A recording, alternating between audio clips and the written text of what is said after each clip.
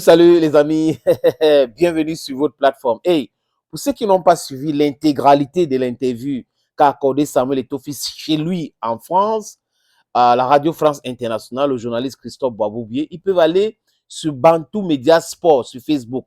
Bantou Media Sport sur Facebook, il y a l'intégralité de cette interview là-bas. Je répète, pour tous ceux qui n'ont pas suivi l'intégralité de l'entretien que Samuel Eto'o-Fils a accordé à RFI hier, allez sur Bantou Media Sport. Bantou Media Sport sur Facebook. Suivez l'intégralité de cet entretien. Ah, c'est un chef-d'œuvre. Vraiment, Eto'o, c'est un bon client pour les interviews. Du moins, s'il y a la sincérité dans ses réponses, les amis, et il ne titube pas. Il dit les choses telles qu'il pense. Il a parlé de la CAF comme quelqu'un. Il a dit personne ne peut l'empêcher, les amis, d'aller mettre sa candidature. Personne. Il n'a jamais été condamné. Il a parlé du décret de 2014 que beaucoup ne veulent pas respecter. Au moins, lui, il parle du décret. Les autres ne parlent pas du décret, ils parlent de forcing. Il a parlé aussi du fonctionnement de la Fédération camerounaise de football. Il a parlé de Marc Brice.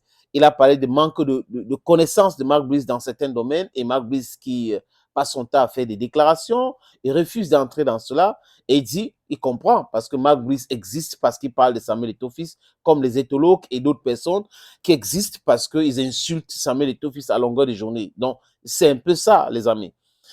C'est une vraie interview, hein, quelque chose de chouette. Et moi, j'ai regardé du début jusqu'à la fin, c'était vraiment agréable. Et il a parlé aussi des finances. Oui, on l'a retiré, la gestion financière de l'équipe nationale du Cameroun à la Fédération camerounaise de football. Et ça se gère maintenant au ministère en cash. Donc, c'est le TIAFA.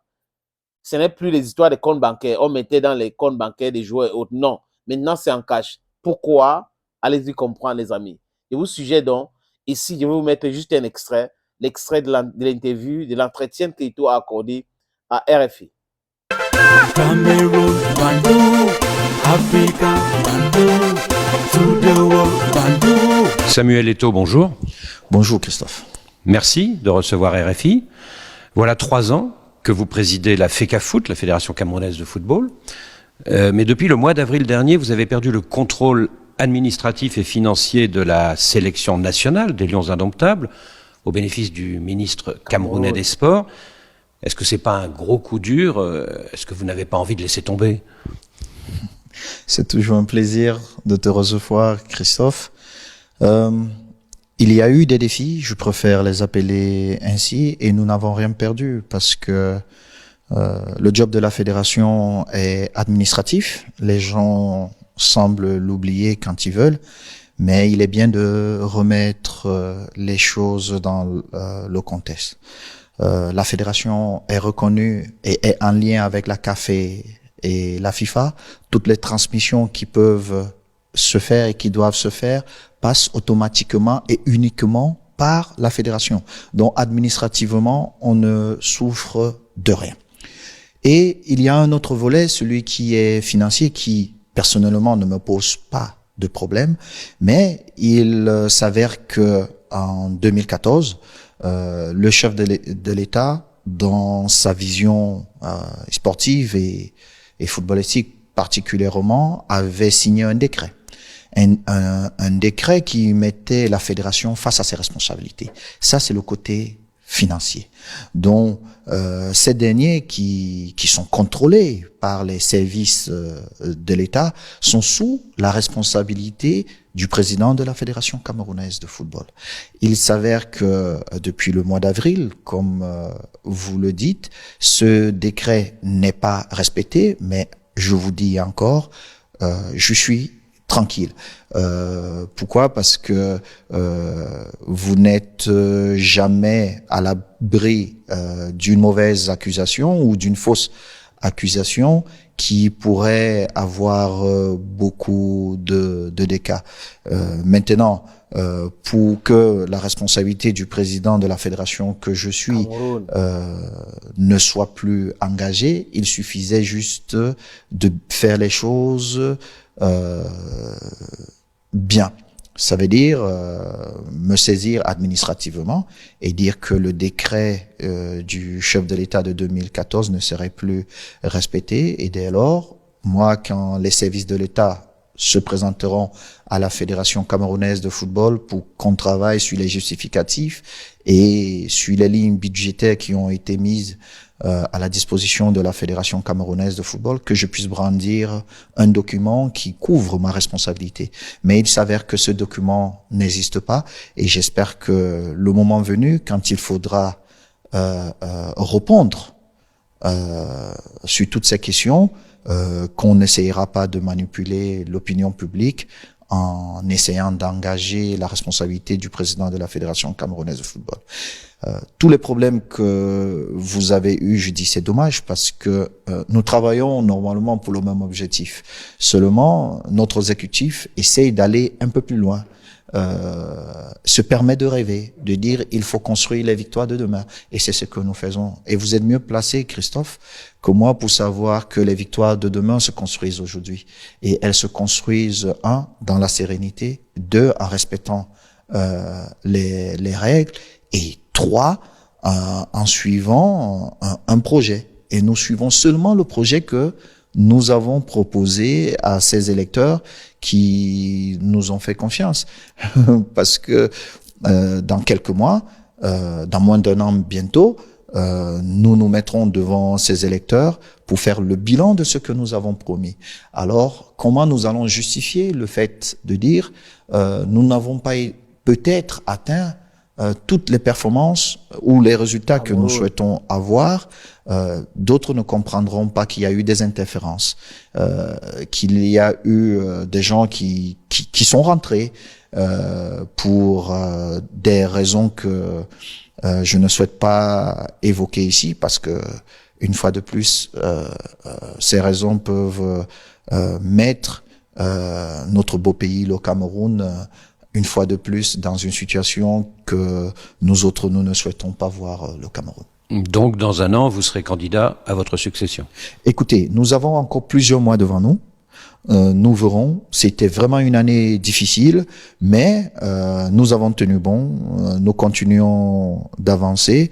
Je verrai avec les partenaires, ceux qui m'ont fait confiance, ceux qui m'accompagnent à longueur de journée, est-ce que ça vaut le coup qu'on continue ou pas?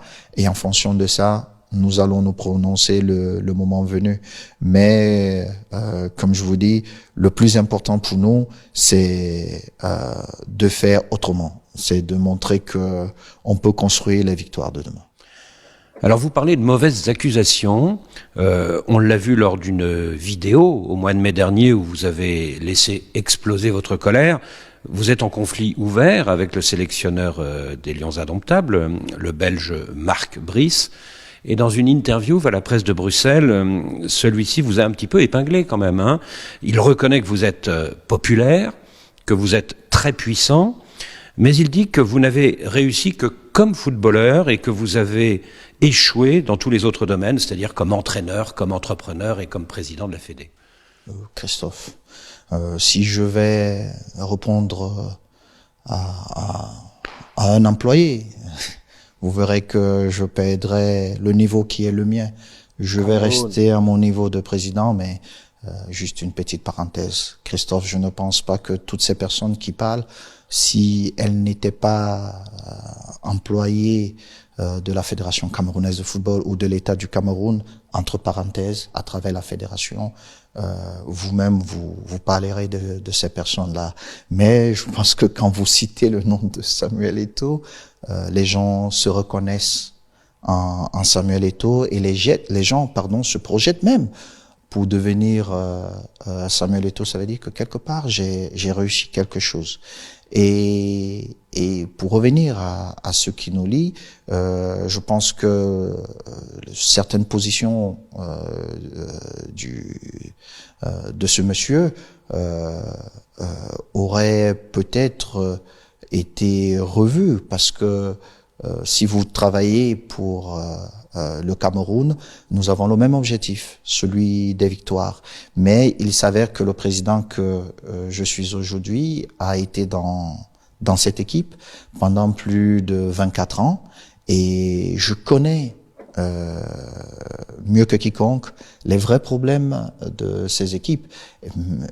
Pour certains, la seule chose qui les intéresse, c'est l'équipe Fagnon. Mais pour nous autres, c'est un ensemble de toutes les sélections. Et c'est ce que les gens ne veulent pas comprendre. Quand vous dites peut-être on m'a épinglé, je dis les gens se donnent de la visibilité à travers moi, parce que si vous ne parlez pas de Samuel Eto'o, on ne sait même pas d'où vous êtes sorti, et puis vous pouvez retracer.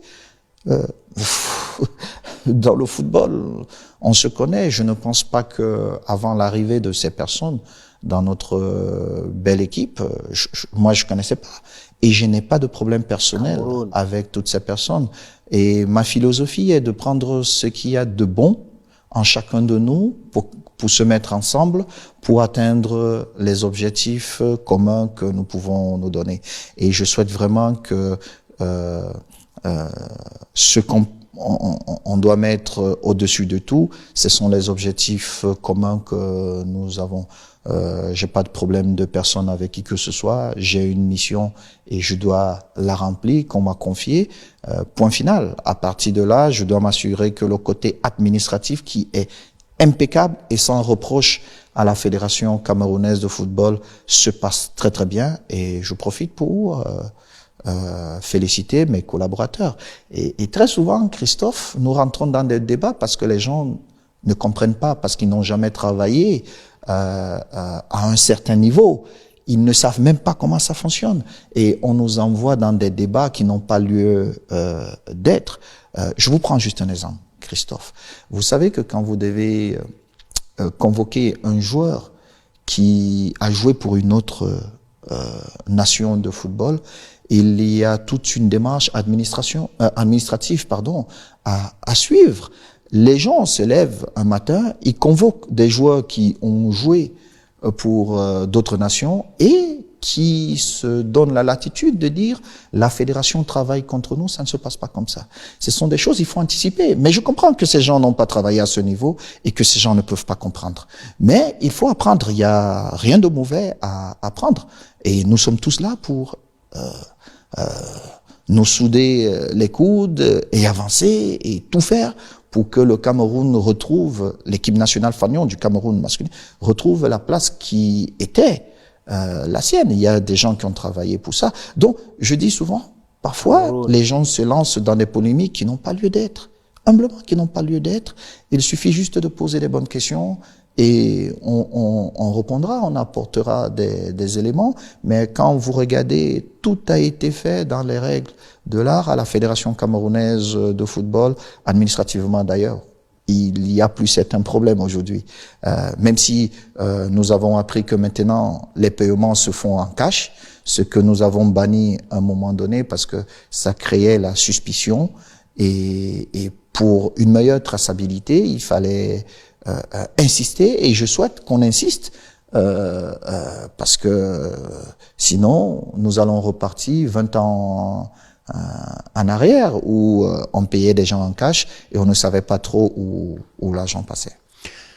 Les résultats, ils sont plutôt bons hein, en ce moment pour l'équipe Fagnon, pour les Lions Indomptables. Elle s'est qualifiée hein, pour la prochaine CAN au Maroc.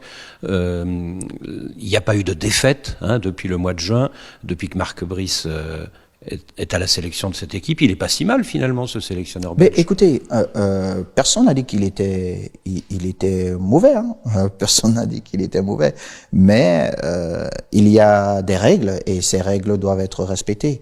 Il y a un décret qui est là, qui donne des pouvoirs à la Fédération camerounaise de football, mais beaucoup plus loin, il y a les statuts de la FIFA, de la CAF et de la Fédération camerounaise de football qui donnent les pouvoirs au comité exécutif et à son président de choisir son sélectionneur sur la base du projet que nous avons présenté aux délégués. C'était ça le débat. Je ne rentre pas dans le jugement s'il est bon ou pas. Jamais je n'ai dit qu'il n'était pas bon parce que je ne le connaissais pas. Donc je ne peux pas juger quelqu'un que je ne connais pas. Mais sur la base du projet que nous avons présenté aux délégués, il était bon qu'on aille jusqu'au bout de notre logique. Nous avons voulu nationaliser le banc de touche parce que nous nous sommes dit que on n'avait pas besoin d'aller chercher notre expertise ailleurs, et nous avons connu beaucoup de problèmes avec les sélectionneurs étrangers qui venaient et qui traînaient tout le temps la fédération camerounaise et un peu plus loin l'État du Cameroun dans les tribunaux où au final l'État se retrouvait en train de payer des sommes pas possibles. Nous nous sommes dit, nous allons donner l'opportunité aux Camerounais de bien faire le travail. Et je pense que au-delà des commentaires que nous pouvons avoir, l'ambiance qui a été une ambiance difficile, le sélectionneur Rigobert Song a, dans des conditions particulières, a rempli ses missions. Il a qualifié le Cameroun en extremis à Blida. Il a qualifié le Cameroun pour la CAN. Nous avons eu une CAN difficile. Il a commencé les éliminatoires que le sélectionneur Marc Brice a continué. Donc, il y avait déjà un résultat qui était là dans des conditions difficiles parce que c'était un Camerounais qui était à la tête de la fédération, de la sélection Fanion. Ah, ça c'est la vérité. C'est parce que c'était un Camerounais et avec, on estimait que on ne pouvait pas faire certaines choses, dont il fallait prendre quelqu'un d'autre. Je ne m'oppose pas à ça. Je dis juste, il faut qu'on respecte la loi, parce que c'est la loi qui nous permet de vivre ensemble, c'est la loi qui nous permet de respecter et de nous mettre en face de nos responsabilités. Aujourd'hui, le Cameroun gagne, mais imaginez-vous si le Cameroun ne gagnait pas, qui devait être responsable de la situation? Et je pense que c'est la question qu'on doit se poser. Et le président Biya, qui a été un visionnaire, a signé des décrets en mettant des gens face à leurs responsabilités. Pourquoi? Parce que à la fin de la journée, il faudrait qu'on dise, Monsieur le Président de la Fédération camerounaise de football, vous n'avez pas fait votre job, et que je sois sanctionné par ces délégués qui me donnent mandat de représenter le football camerounais. Quand on rentre dans une situation que peu comprennent vraiment parce qu'on essaie de manipuler les uns et les autres, au final, qui est responsable? C'est ça. Parce que les lois, le décret du chef de l'État, toutes ces choses n'ont pas été respectées, mais personne n'a jamais dit que ce monsieur était bon ou pas. Du moins, de mon côté comme président de la Fédération camerounaise de football, parce que avant son arrivée au Cameroun, je n'avais jamais entendu parler de ce monsieur. Et Dieu seul sait que je connais quand même le monde du football et je connais plusieurs grands entraîneurs qui ont gagné et qu'on connaît, qu'on discute régulièrement. Donc, il est arrivé là. Nous allons tout faire pour qu'il atteigne les objectifs que nous avons en commun. Ces victoires sont les nôtres, ces défaites aussi sont les nôtres, parce que il faut pas oublier quelque chose. Les fédérations en Afrique, elles vivent grâce aux victoires des équipes fanions, parce que quand vous êtes qualifié à une CAN ou à une phase finale de Coupe du Monde, vous avez un prize money qui vous permet de construire des stades, qui vous permet de construire un siège, qui vous permet... Donc, on ne peut pas travailler contre nos propres objectifs. Souvent, quand les gens disent « Ah, mais la fédération travaille contre nous », mais non, comment la fédération peut travailler contre vous? Parce que ceux qui bénéficient des victoires de la fédération, les premiers, sont ceux qui représentent directement la Fédération camerounaise de football. Donc nous faisons tout pour que tout marche bien dans des conditions particulières. Depuis le mois d'avril, vous êtes donc opposé au ministre camerounais des Sports, Narcisse Mouélé-Combi, mais celui-ci est soutenu par le très puissant secrétaire général de la présidence, Ferdinand Ngongo. Est-ce que cet adversaire n'est pas trop fort pour vous? Christophe, je ne suis opposé à personne. Je ne suis opposé à personne. J'ai défendu la légalité. C'est la seule chose que je défends, la légalité. Je ne me reconnais pas en ayant des adversaires. Le ministre des Sports, c'est un aîné. Et j'ai eu l'occasion de le lui dire. Je défends la loi, parce que c'est la loi qui permet au Cameroun de vivre ensemble. Et nous savons tous que le président Biya porte ce vivre ensemble. Il le met au-dessus de tout. Parce que dès lors où on ne peut pas respecter la Constitution, on ne peut plus respecter les décrets signés par le chef de l'État, il y a un problème. Mais vous êtes conscient que le jeune monsieur que je suis, je ne peux pas être celui qui ne respecte pas la volonté du chef de l'État. Le chef de l'État est le seul à faire la politique. Nous autres, à travers le football, nous avons le devoir d'accompagner à notre petit niveau la vision du chef de l'État. Et c'est la seule chose que nous faisons. Donc, si mon aîné, monsieur le ministre des Sports, prend une position que nous, à la Fédération, nous estimons qu'elle n'est pas dans la légalité, bien sûr que nous faisons savoir au ministre notre point de vue, mais et je pense aussi que à son tour, s'il estime que la fédération n'est pas dans la légalité, mais il s'avère que nous le sommes toujours, parce que malgré certaines tentatives, au final nous avons toujours eu raison sur toutes ces choses. Pourquoi? Parce que il faut qu'on apprenne à respecter ce qui est juste, il faut qu'on apprenne à respecter les écrits, la loi, parce que les gens ne se rendent pas compte. En sortant de là, il n'y a plus d'État et puis il n'y a plus de respect. L'une des causes, vous parlez politique, et l'une des causes de vos ennuis, vous le savez bien, Samuel Eto'o, c'est que un certain nombre de Camerounais disent que vous avez des ambitions politiques et que vous visez un destin à la George Weah au Libéria. La prochaine présidentielle au Cameroun, c'est au mois d'octobre prochain. Est-ce que vous y pensez? Mais écoutez, Christophe, je pense que vous recevez pas mal de politique et vous savez quand même que je ne peux pas me présenter à l'élection. Je vais prendre les députés où? Je vais les prendre où? J'ai pas de parti. Et puis, je crois, si mes souvenirs sont exacts, que ceux qui souhaitent se lancer dans cette élection sont connus. Et puis, ils connaissent clairement ma position. Celle que j'ai toujours affichée, celle de soutenir le président Biya. Et je ne change pas ma position. Mais la même préoccupation que certains, comme vous dites, ont, ou ils l'ont aussi au niveau de la CAF.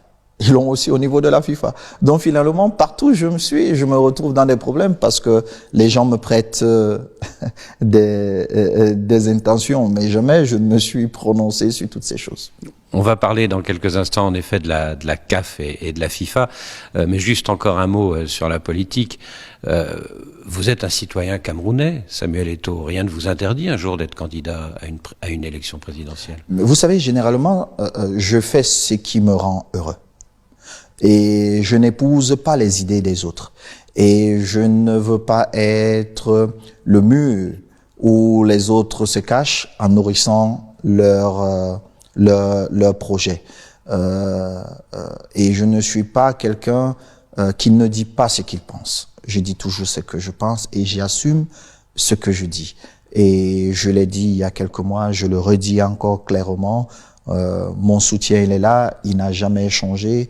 Et comme vous savez, chacun de nous se met derrière son champion pour des raisons qui lui sont propres. Et pour moi, ça ne changera pas. Je n'ai pas cette prétention ni cette volonté de me lancer dans une course politique. J'ai voulu devenir président de la Fédération camerounaise de football. Je suis allé chercher ce mandat de rupture et je suis en train de dérouler le projet que j'ai présenté aux délégués qui m'ont fait confiance, qui nous ont fait confiance. Voilà. Cameroun. Alors la CAF, la Confédération africaine de football, il faut savoir que vous êtes candidat à un siège au comité exécutif de la CAF, c'est l'instance fêtière du football africain. Le problème, c'est que lors de l'Assemblée générale du 12 mars, apparemment, vous allez devoir affronter l'un de vos compatriotes, Seydou Bambo Njoya, qui siège actuellement dans l'instance et qui apparemment veut donc y rester. Est-ce que ça veut dire, Samuel Eto'o, que le président de la CAF, le Sud-Africain Patrice Motsepe, est derrière la candidature de votre compatriote pour vous mettre des bâtons dans les roues? Oh non, vous savez, c'est déjà une chance pour la Confédération africaine de football d'avoir à sa tête un grand enfant de l'Afrique, le docteur Patrice Motsepe, qui apporte beaucoup de choses à la CAF. Mais comme vous savez, quand vous êtes un grand dirigeant, vous avez besoin d'être accompagné par des personnes qui épousent votre projet, et c'est ce que nous essayons de faire. Tout n'est toujours pas facile, même si le président Motsepe, je dis même si, et je ne pense pas que le président Motsepe qui a abondamment réussi, mais il a réussi parce que il applique et il respecte les règles et les lois, même s'il le voulait, le candidat sortant qui est au comité exécutif n'a pas le droit de se représenter sans mandat de sa fédération. Et sauf omission de ma part, le secrétaire général de la Fédération camerounaise de football n'a pas envoyé ce document. Donc, d'emblée, cette candidature, elle ne peut pas être validée par la CAF.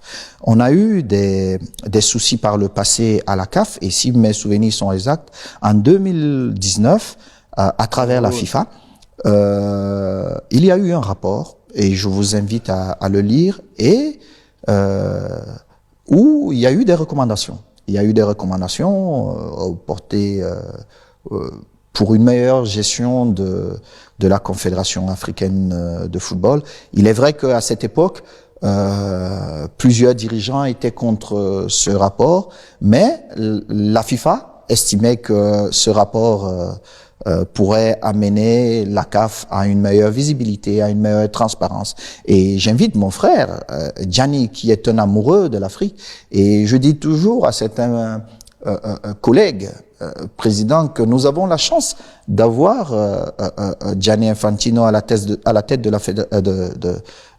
la FIFA, parce qu'il ferait toujours tout pour faire avancer l'Afrique. Et ben, je l'interpelle aujourd'hui pour qu'il regarde bien ce qui est en train de se passer, l'opacité que nous avons aujourd'hui en dessous, et j'ai interpellé le président Motsepe qui n'a pas toujours le temps pour tout regarder. Même si on estime que le président est un super homme, je suis conscient et je suis le premier à savoir que le président Motsepe ne peut pas être partout. Et il est de mon devoir, d'abord comme son fils, et plus loin, vu les responsabilités qui sont les miennes comme président de la Fédération camerounaise de football, d'apporter à sa connaissance des situations qui peuvent être dramatiques pour la Confédération africaine de football.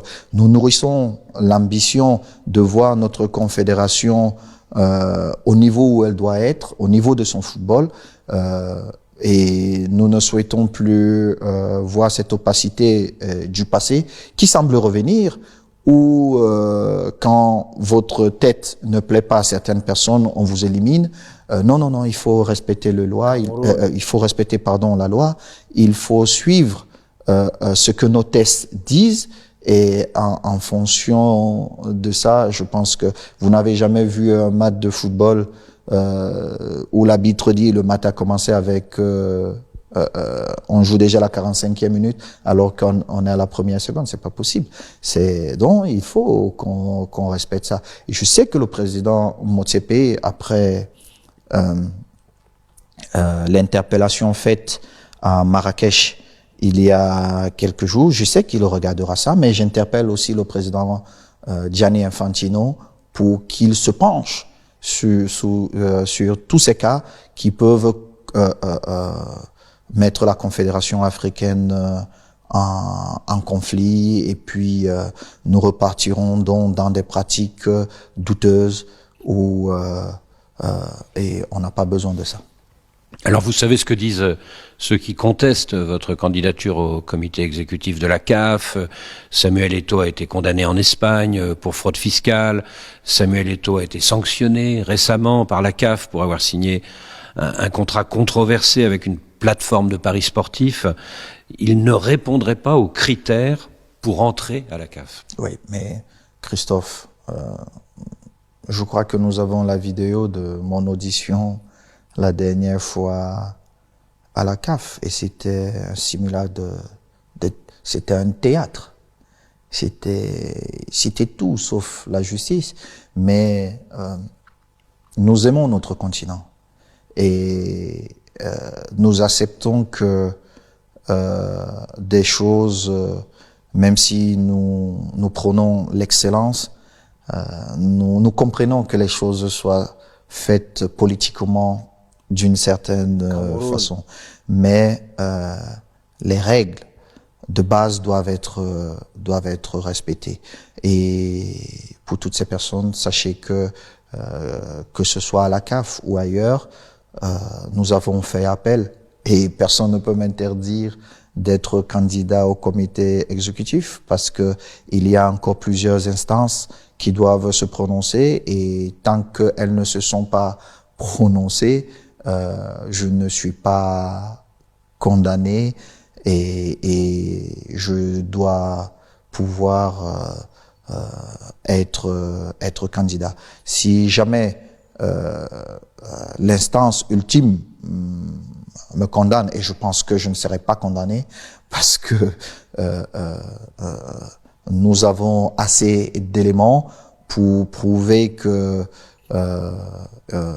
pour prouver notre innocence, alors je ne vois pas pourquoi on essayerait politiquement de m'empêcher d'aider, d'apporter ma contribution au football africain. Et je l'ai dit au président Motsepe, je lui ai dit, mais papa, il est bon et beau d'avoir un Samuel Eto'o qui essaie de faire bousculer les mentalités dans votre comité exécutif. Et je pense, que de tous les autres dirigeants, je suis le moins politique. Je parle beaucoup plus développement de football que politique, que stratégie politique. Et ce que je souhaite, c'est de redonner à notre continent africain ce que hier j'ai reçu et que j'ai fait pendant toute ma carrière. Un ancien footballeur au comité exécutif. Oui, je pense qu'il y en a eu, mais ça ne me donne pas la légitimité parce que je suis un ancien footballeur. Mais je pense que mon expérience d'ancien footballeur, ce que nous sommes en train de faire à la Fédération camerounaise de football, les championnats, vous le savez, les championnats ne se terminaient jamais au Cameroun. On arrêtait, on revenait 8 mois après pour arrêter et revenir. On jouait un championnat sur 2 ans et demi. Aujourd'hui, chaque année, nous jouons nos championnats et ils commencent et ils finissent. Donc, ce sont des décisions dures parfois qu'il faut prendre, mais ce sont des décisions qui font du bien à ceux qui aiment le football. Le Sud-Africain Patrice Motsepe est candidat à sa propre succession à la présidence de la CAF lors du vote du mois de mars prochain.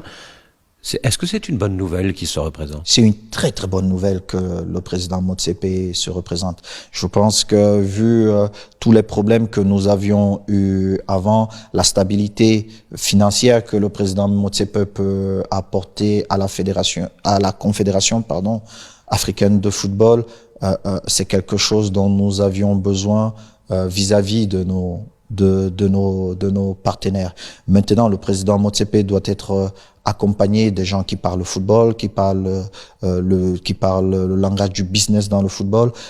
Comme vous pouvez le savoir, même si on a progressé au niveau de l'organisation des CAN depuis la CAN au Cameroun, les prize money ont évolué. Nous avons d'autres compétitions des jeunes qui doivent être améliorés et nous pensons humblement que nous pouvons, c'est pourquoi d'ailleurs nous avons déposé notre candidature au comité exécutif pour accompagner la vision du président Motsepe à changer le visage du football africain et à faire en sorte que ces compétitions se jouent et surtout qu'elles génèrent beaucoup d'argent parce que sans argent, les fédérations, elles, elles ne peuvent pas se projeter. Cameroun. La prochaine CAN a été reléguée à la fin de l'année prochaine, à la fin 2025, à des dates inhabituelles, là où il restait un petit peu de place, après que la FIFA eut imposé sa nouvelle Coupe du Monde des clubs pendant un mois en plein milieu de l'été 2025. Est-ce que ça veut dire, Samuel Eto'o, que les Africains ne maîtrisent plus le calendrier du fleuron de leur compétition? Je ne partage pas votre point de vue et je vous dirai pourquoi, mais vous allez me permettre de dire merci et félicitations à la FIFA parce que en peu de temps, la Coupe du Monde revient dans notre continent et c'est au Maroc. Et de dire grand bravo au président Foudzi qui est un visionnaire, un passionné, qui est à sa majesté, que Dieu l'assiste, qui ont tout fait pour amener ce prestigieux événement dans notre beau continent. La Coupe d'Afrique se jouera au Maroc, les dates que nous connaissons, mais souvenez-vous que quand le Qatar avait proposé à la FIFA de jouer sa Coupe du Monde pendant une période similaire, ça avait créé beaucoup de débats, mais nous sommes tous d'accord que c'est l'une des Coupes du Monde jamais c'est l'une des plus belles Coupes du Monde jamais organisées. Donc, je suis convaincu que le Maroc fera pareil. Il faut s'adapter, il faut comprendre parfois les enjeux des calendriers, des championnats, de la FIFA, de l'UEFA et tout ça. Mais je suis convaincu que à cette date-là, nous aurons l'une des meilleures Coupes d'Afrique jamais organisées. Il y a bientôt 5 ans, Gianni Infantino, le président de la FIFA, encourageait les Africains à faire jouer la CAN tous les 4 ans et non plus tous les 2 ans. Et vous étiez opposé à cette idée, hein. Mais aujourd'hui, est-ce qu'on n'y va pas tout droit? Mais écoutez, et je pense que le président Gianni, et je dis j'ai la chance parce que le président Gianni, mais moi je dis toujours mon grand frère, j'ai la chance d'avoir une relation particulière avec mon aîné et j'ai la possibilité, au-delà d'être mon patron, j'ai la possibilité de partager le fond de ma pensée avec mon aîné, Monsieur le Président Gianni, et je dis encore, c'est une bénédiction pour les Africains qu'il soit à la tête de la FIFA parce que c'est un amoureux de l'Afrique. Ceci étant dit, il avait évidemment proposé que la Coupe d'Afrique puisse se jouer chaque 4 années, mais c'est un monsieur qui écoute, qui comprend. Dites-vous que l'organisation de la Coupe d'Afrique pour les pays africains est liée à un développement économique. Les gens ne se rendent pas souvent compte, mais je suis convaincu que le Cameroun n'aurait pas eu 7 grands stades du niveau mondial si nous n'avions pas eu la Coupe d'Afrique. Le président Biya a offert aux Camerounais 7 magnifiques stades et ces stades reviennent, l'entretien de ces stades revient aux Camerounais pour que nos petits-enfants aient la possibilité de jouer dans des stades. Le Cameroun peut se décider à organiser une Coupe du Monde parce qu'il y a un minimum de stades qu'on vous demande et aujourd'hui nous avons les plus beaux stades en Afrique. Au niveau de l'entretien, il faut voir parce que on peut débattre sur ça. Donc nous avons expliqué au président Gianni que nous avons besoin que les pays se développent au-delà du football et il a compris. Donc la CAN tous les 2 ans, ça va continuer. Nous sommes en plein dedans. Vous avez vu que l'idée a été retirée. Et si demain, les intérêts de l'Afrique, que le président Gianni défend très souvent, l'amenaient peut-être à penser que avec le docteur Patrice Motsepe, Monsieur le Président, qu'il fallait passer à 4 ans, nous allons discuter et nous allons échanger pour qu'ensemble, nous ayons une même position pour le bien de l'Afrique. Mais ne perdez pas ça de vue. L'importance de jouer chaque 2 années permet à un pays de 54 États de se développer parce que ce sont des routes, parce que ce sont des hôpitaux qui se développent, ce sont des business qui se créent et parfois qui grandissent après l'organisation de la CAN. Dernière question, Samuel Eto'o. Ce qui nous a tous frappé depuis avril dernier, c'est la très grande discrétion de Patrice Motsepe et au-dessus de Gianni Infantino, qui logiquement aurait dû soutenir la FECAFOOT contre les intrusions du pouvoir politique et du gouvernement dans les affaires du football camerounais, et qui apparemment n'ont rien fait pour vous. Est-ce que quelquefois vous ne vous le sentez pas comme un homme seul ? Vous avez bien dit apparemment, mais vous savez que le président, et je le dis souvent à nos collaborateurs, que le président a les éléments que nos collaborateurs n'ont pas. Et c'est bien dit parce que vous avez dit apparemment. Mais je vous rassure que si nous sommes encore à la tête de cet exécutif, c'est parce que nous avons eu le soutien du président Motsepe et le soutien du président Gianni Infantino.